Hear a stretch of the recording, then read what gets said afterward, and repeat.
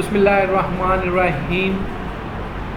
Start with the name of Allah who is most merciful and beneficial. आज हम जो discuss करेंगे बहुत कह लें ज़िंदगी की एक रियलिटी है कि हम वो चीज़ डिस्कस करने जा रहे हैं जो हर चीज़ का एंड है। सारी कामयाबियाँ, सारे सोशल स्टेटस, हर चीज़ जो है वो हमारे आज के टॉपिक पे आके ख़त्म हो जाएगी, जिसके बाद कुछ नहीं होता, जिसके बाद हर चीज़ फिनिश है। आज हम उसी सोशल डायलेमा, सोशल रियलिटी को हम डिस्कस करेंगे कि जो साइको सोशल एस्पेक्ट्स हैं डेथ एंड डाइंग के, वो क्या हैं। कि जब एक इंसान ये दुनिया छोड़ता है, इस दुनिया से जाने लगता है, तो क्या क्या उसकी सोचें होती हैं, क्या उसके थॉट्स होते हैं, क्या उसकी कॉग्निशंस होती हैं, और जो उसकी कॉग्निशंस होती हैं और क्या जहाँ से वो अपनी जगह छोड़ रहा है, जहाँ वो पहले एग्जिस्ट करता था, अब वो वहाँ नहीं रहेगा, तो तब उसके इर्द गिर्द वालों की क्या थॉट्स हैं, क्या सोच है। तो इस हार्श रियलिटी को डिस्कस करने से पहले थोड़ी सी हम इसको डीप डेप्थ में देखते हैं कि क्या सोचते हैं, ये है क्या, कि डेथ है क्या। Death is a perhaps the ultimate test with that we as a patient, relatives and member of the caring profession must face. No matter who experienced we become, coping with death is seldom easy. Death is a loss, but it can also be a time of peaceful transition. It may be represent failure of success, ending or beginning, disaster or triumph. When patients are close to death, health professionals may have little or no control over what is happening. Medication can also help to mitigate some of the pain of dying. यानी कि जो इलाज है, जो दवाइयाँ हैं, ये मौत को नहीं रोक सकती, ये मौत से मरीज़ को नहीं बचा सकती। हाँ, इस सफ़र में जो तकलीफ़ है उसको कम कर सकते हैं। तो मेडिकल प्रोफेशन में इस तरह की सिचुएशन एक डॉक्टर को डेली फेस करना पड़ सकती है। With all over knowledge, all over patients will still die at some point. Despite this, patients and their families continue to turn to us for help. Death is a social event. It affects the life of many people. In this circle of people, the patient is the center of care as long as they are alive. But while his or her troubles will soon be over, those of the family may just be beginning. The traditional training of doctors and nurses does little to prepare for challenge of terminal and bereavement care. यानी कि जहाँ हम बहुत कुछ सिखाते हैं students को, medical student को, वहाँ ये एक इम्पॉर्टेंट चीज़ है कि किस तरह उस इंसान को डील करना है जो कि इस दुनिया में मेहमान है,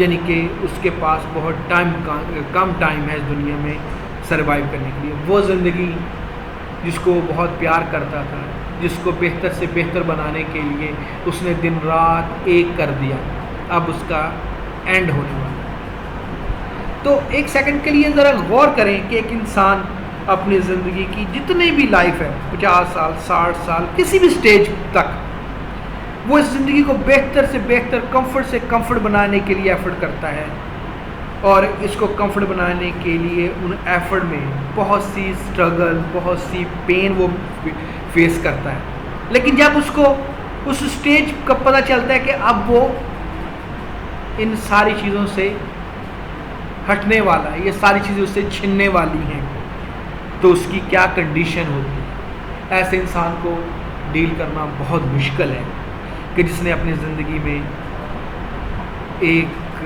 लंबे अरसे तक एफर्ट की हो इसको कंफर्ट से कंफर्ट बनाने के लिए, और इस सारी कंफर्ट को छोड़ के अपने एंड की तरफ जाना। उस वक़्त क्या मेंटल कंडीशन होती है किसी पेशेंट की, उस वक़्त किस तरह उसे डील किया जा सकता है, ये सबसे पेनफुल और मुश्किल काम। लेकिन इस मुश्किल काम को हम उस वक़्त आसान कर सकते हैं जब हमें ये पता चल जाए कि उस वक़्त एग्जैक्ट टाइम पे पेशेंट के थॉट्स क्या हैं, पेशेंट क्या सोच रहा है, ताकि हम उस थॉट्स को डील करें, ताकि पेशेंट की जो ये प्रोसेस है, ये उसका फेज़ है, ये कम से कम पेनफुल हो। उसके लिए हमें क्या करना है, किस तरह की स्टेटमेंट लेनी है, किस तरह बिहेवियर डील करना है। तो इम्पॉर्टेंट चीज़ जो इसमें है वो उन चीज़ों के बारे में जानना है, उस वक़्त एग्जैक्ट उस थिंकिंग को जानना है जो उस टाइम पेशेंट की होती है। सबसे पहले जो इम्पॉर्टेंट चीज़ है वो फियर, कि at the time of terminal phase patient suffer from intensive fear. Fear किस चीज़ का? इस दुनिया को छोड़ने का, अपने रिश्तों को छोड़ने का, अपनी इस बनाई हुई कंफर्ट जोन को छोड़ने का। तो इस स्टेज को कैसे डील करना, उसको इम्पॉर्टेंट चीज़ डील करने के लिए उसके बिलीव्स हैं कि डेथ के बारे में उसका क्या बिलीव है, वो डेथ को समझता क्या है, क्या वो उसको एक परमानेंट चीज़ समझता दुनिया को रहने के लिए, उसके साथ अनयूजुअल कुछ हुआ है। ये सारे उस वक्त एग्जैक्ट थॉट्स हैं जो पेशेंट के होते। अगर हम पेशेंट के एग्जैक्ट थॉट्स को स्टडी कर सकें तो उसके फियर को हम मिनिमाइज कर सकते हैं। दूसरा, स्ट्रेस। स्ट्रेस किस चीज़ का? अपने पीछे रहने वालों, अपने पीछे छोड़े जाने वालों का, कि आगे क्या होगा। बहुत कम देखने में आया है कि टर्मिनल पेशेंट को जब इंटरव्यू करते हैं तो उसकी 90% जो स्ट्रेस होती है वो अपने पीछे छोड़े जाने वाले लोगों की, कि मेरे बाद मेरे बच्चों का क्या होगा, मेरी जायदादों का क्या होगा, बाकी मामला जो मैं छोड़ के जा रहा हूँ उनका क्या होगा। ये थॉट्स उसे कि स्ट्रेस लेवल को पीक तक ले जाते हैं और टर्मिनल फेज की पेन में मज़ीद इजाफा होता जाता है। तो इस एक्सट्रीम साइकोलॉजिकल जो स्ट्रेस है उसको कम करने के लिए इम्पॉर्टेंट चीज़ है कि पेशेंट के बिलीफ को टारगेट किया जाए कि वो सोचता क्या है। जब एक लेवल तक स्ट्रेस बढ़ जाता है कि उससे कंट्रोल नहीं होता, देन एक नया मैकेनिज्म स्टार्ट होता है उसके स्ट्रेस को कम करने के लिए, जो उसका सेल्फ डिफाइन है, जिसे डिफेंस मैकेनिज्म कहते हैं। डिफेंस मैकेनिज्म क्या है कि हमें फ्रस्ट्रेशन होती है और फ्रस्ट्रेशन इस लेवल तक बढ़ जाती है कि हमारा अपने आप को कूल एंड काम रखना मुश्किल हो जाता है। तो उसके लिए हम इंटरनल स्टेट में कोई ऐसी साइकोलॉजिकल टैक्ट यूज़ करते हैं जिसकी वजह से इंसान का जो फ्रस्ट्रेशन है, जो स्ट्रेस लेवल है, ये थोड़ा चेंज हो जाता है, कम हो जाता है। उसमें सबसे इम्पॉर्टेंट है डिनाइल, कि जब भी किसी के साथ कोई अनयूजुअल होता है, नेगेटिव अनयूजुअल, तो सबसे पहले जो है दिमाग उसको कबूल ही नहीं करता, जिसको डिनाइल बोलते हैं। डिनाइल एक ऐसा डिफेंस मैकेनिज्म है जो रियलिटी को रिजेक्ट करता है कि ऐसा नहीं हो सकता कि एक शख्स जिसने ज़िंदगी में 50, 60, 70 साल गुजारे हैं और कभी उसने ये सोचा ही नहीं होगा कि इन सारे सजाए हुए इस मेले को छोड़ के एक दिन जाना है। जब यकदम उसको पता चलता है कि अब उसके पास टाइम नहीं है, अब वो इस दुनिया में मेहमान है, जाने वाला है, उसकी अब जो बायोलॉजिकल कंडीशन ऐसी है कि अब वो ज़्यादा देर तक यहाँ सरवाइव नहीं कर सकता, तो वो एक पीक स्ट्रेस की कंडीशन में होता है, और वो पीक स्ट्रेस कंडीशन जो है वो इस हद तक बढ़ती है कि वो डिनाइल की फेज में चला जाता है। ऐसा तो वो कहते हैं मेरे साथ हो ही नहीं सकता, ऐसा मुमकिन नहीं है कि मैं इस दुनिया को छोड़ूं, लेकिन with the passage of time he and she has to accept the reality, then that convert into the next stage that is known as anger. अब वो frustration, वो प्रॉब्लम, वो उसका डिनाइल की फेज गुस्से में बदल जाता है, क्योंकि रियलिटी को वो एक्सेप्ट नहीं अभी कर पा रहा, अभी वो रिजेक्ट कर रहा है। जब वो रिजेक्ट कर रहा है तो यही स्टेज उसकी जो है वो एंगर में कन्वर्ट हो रही है। Then that anger convert into bargaining. Bargaining क्या होती है कि या अल्लाह मुझे टाइम दे दे, ये ना करता मेरे साथ ये कर दे, मुझे दुनिया से ना लेके जा, मेरा माल ले ले। इस तरह की बार्गेनिंग स्टेटमेंट उसके साथ आती है, जो कि आम हालात में देखने में है। जब इंसान के, बल्कि आम हालात में जो ना एग्ज़ाम में ये देखने में आता है, जब किसी की कोई 2 सप्लियाँ आ जाती हैं, वो कहता है यार इसमें सप्लियाँ आती, इसमें आ जाती है, यार एनाटॉमी में आती, फिजियोलॉजी में आ जाती है, फिजियोलॉजी में ना आती, बायोकेमिस्ट्री में आ जाती, वो बार्गेनिंग की कंडीशन में आता है। On the same line when a patient at the terminal stage they start bargaining with the God, खुदा के साथ उसकी बार्गेनिंग स्टार्ट हो जाती है कि या अल्लाह मेरे साथ ये ना करता, मुझे ये कर देता, या अल्लाह मुझे यहाँ से ना लेके जाता, मेरे से ये चीज़ छीन लेता।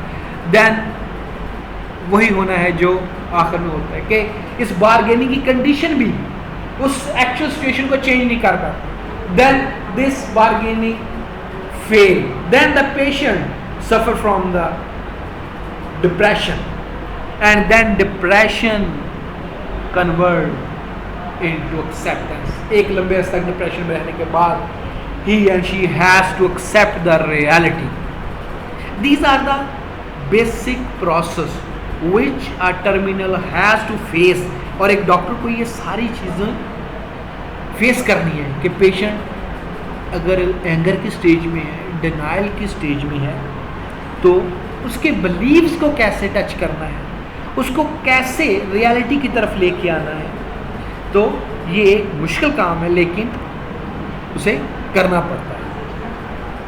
तो अब ये उस पर्सन की अलग अपनी फीलिंग है, दूसरी तरफ उसका दूसरा पहलू है, जहाँ से वो जा रहा है, जिनको वो छोड़ के जा रहा है, उनका अपना एक मैकेनिज्म है, उनकी अपनी एक साइकोलॉजिकल कंडीशन है। एक डॉक्टर को दोनों कह लें इसके डायमेंशंस को डील करना पड़ता है, एक तरफ मरीज को और दूसरी तरफ मरीज के लवाहकीन को, कि दोनों एक स्ट्रेस की कंडीशन है।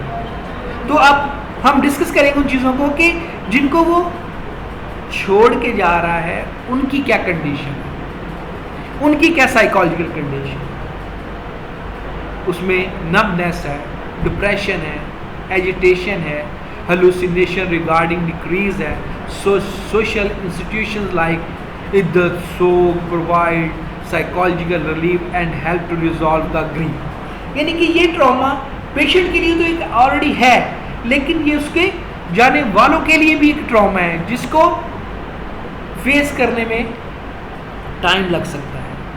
बाज़ औक़ात तो अक्सर पेशेंट जो हैं वो कुछ अर्से डिप्रेशन में रहते हैं, बाज़ कुछ कन्वर्ट हो जाते हैं PTSD में, यानी पोस्ट ट्रॉमेटिक स्ट्रेस डिसऑर्डर में, और ये टाइम एक ग्रीफ का टाइम है। इस टाइम को गुजारने के लिए जो हमारे सोशल टैबूज़ हैं, सोशल नॉर्म्स हैं, उनको फॉलो करना शुरू कर देते हैं, जिसमें इद्दत है कि सो का टाइम है, कि स्पेसिफिक टाइम तक क्या एक्टिविटी होनी चाहिए। तो in short death is a social reality and every person has to face it. लेकिन हमारी जो मेन फोकस होता है वो है कि इस सारे प्रोसेस को जो डील करने वाला शख्स है वो डॉक्टर है, जो दोनों पोल को डील कर रहा है। जब तक वो इन दोनों पोल को सही तरीके से अंडरस्टैंड नहीं करता, he and she cannot handle the situation effectively. So thank you very much.